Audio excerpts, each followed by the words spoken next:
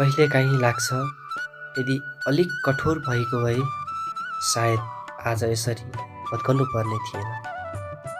यदि मन ढुङ्गा बनाउन सक्ने भए सायद यदि चोट लाग्ने थिएन। तर दुर्भाग्य मन त पानी रहेछ, जे आए पनि आत्मामा घोलिहाल्ने, दुःख पनि, माया पनि, पीडा पनि। हेर न, आज म आफ्नै कथाको कैदी जस्तै महसुस गर्दैछु। यस्तो कथाको जसलाई म आफैले लेखेँ तर अहिले त्यसैको पिजडामा बाँधिएको छु।